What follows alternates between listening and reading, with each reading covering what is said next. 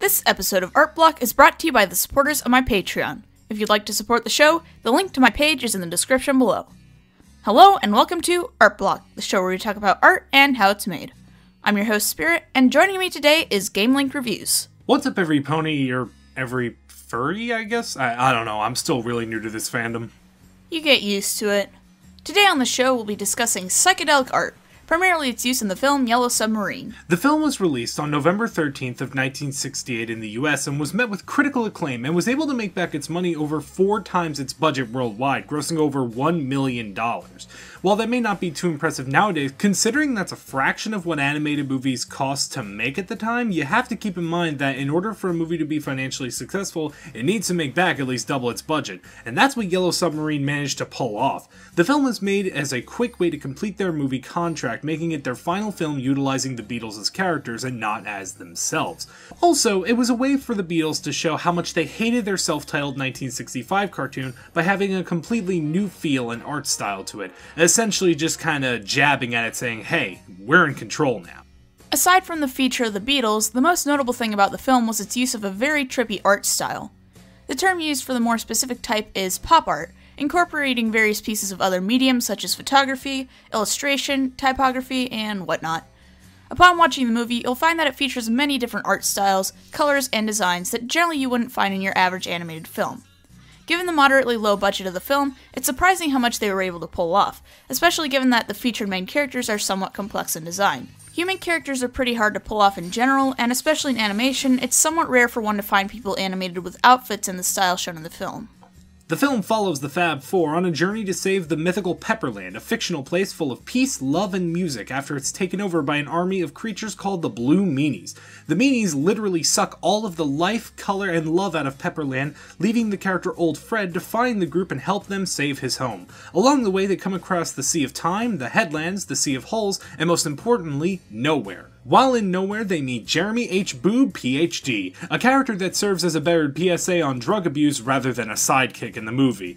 In reality, his importance to the plot is quite surprising, as he helps the Beatles along their journey after they decide to have him tag along, and it's him who teaches the head Blue Meanie that, as the Beatles sing, all you need is love, and love is all you need. Admittedly, upon first viewing, the film isn't super audience-friendly when it comes to portraying the story visually. Given the nature of pop art being heavily rooted in mixed media, those who are watching it for the first time and are unable to fill in the blanks may not understand what exactly is going on. They'll see these somewhat flat-colored cartoon characters on top of a watercolor background with photographs in the background, and wonder just what happened to lead to all of this. However, the film utilizes this style, or in some cases lack thereof, by showing just how trippy the world is. This brings a certain level of wonder to the story, as well as making the world and creatures seem far more fascinating, as if they were all in an animated uniform style. Despite the art style not being anything to write home about, and Ringo looking like he's gonna suck out your soul through his inverted eyes, it gives the film a lot more character. It's clunky and not exactly well animated, sure, but do you really think it would have benefited from having a lot of smoother animation, like Disney kind of levels? Looking at something like Disney, for example, their most recent release at the time of Yellow Submarine's debut was Winnie the Pooh. Now tell me, what would be more fitting for a new and experimental Beatles sound? Soft colors and fluid animation, or rigid and rough animation? Calling back to what I said earlier, the film was made to show their distaste for the 1965 TV cartoon, so perhaps this was an intentional choice to make fun of the choppy animation of the show. Or maybe the more stilted animation comes from the fact that the film was given less than a year to be completed, 11 months to be exact. The most notable aspect to the animation is the feature of thin lines, a somewhat lack of detail in the hands, and faces whilst the characters in general aren't always the most proportional. Those watching the film will often notice that the frame rate is somewhat low compared to other 2D animated films produced around the time. Though this could in part be attributed to the lower budget of the film, in some ways it is far more fitting with an almost stop-motion feel to the rest of the background. Given the different mediums such as textured paper being used in pieces on the screen, the fact that the motion is reduced is actually somewhat charming. So, what exactly does one need to understand when it comes to developing pop art? Well, for one, make sure to not shoot for consistency.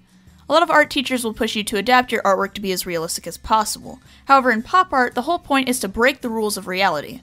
Quite often in the film, the characters will zoom in and out of varying depths on the screen, running through backgrounds with different art styles, and coming across creatures with strange shapes and unique movements.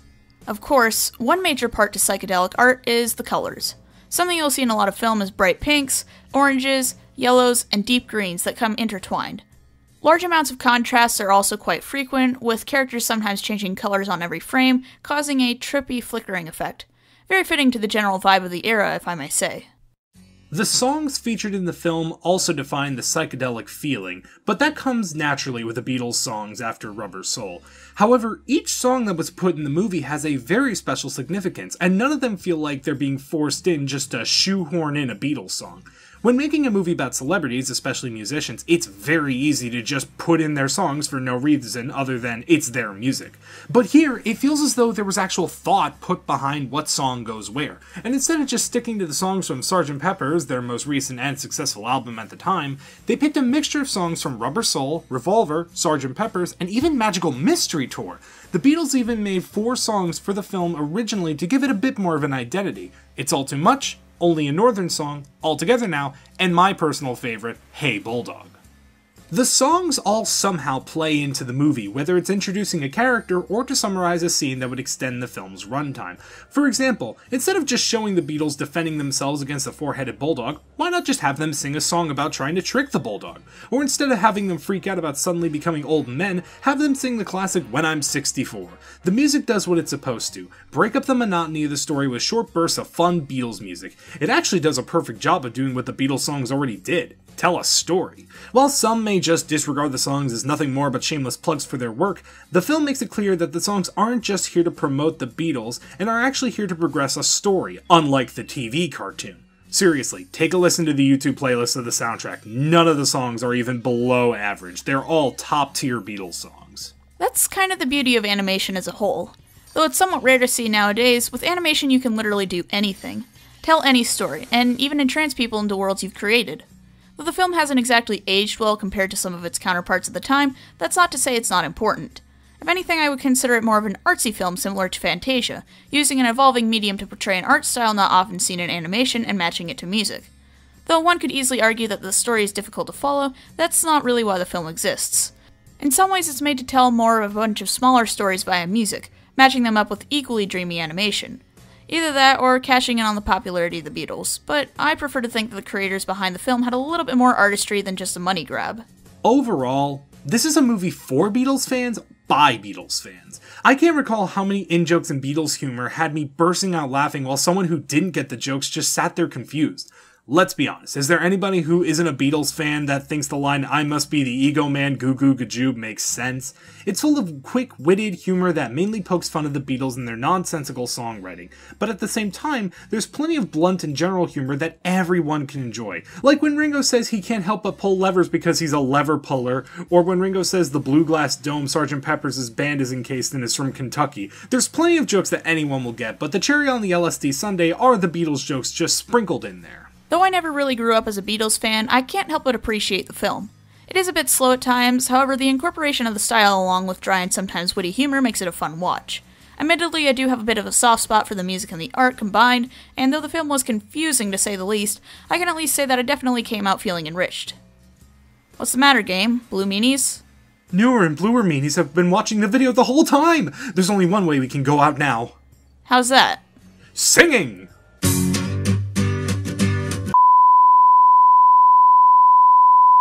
And that's about it for today's show.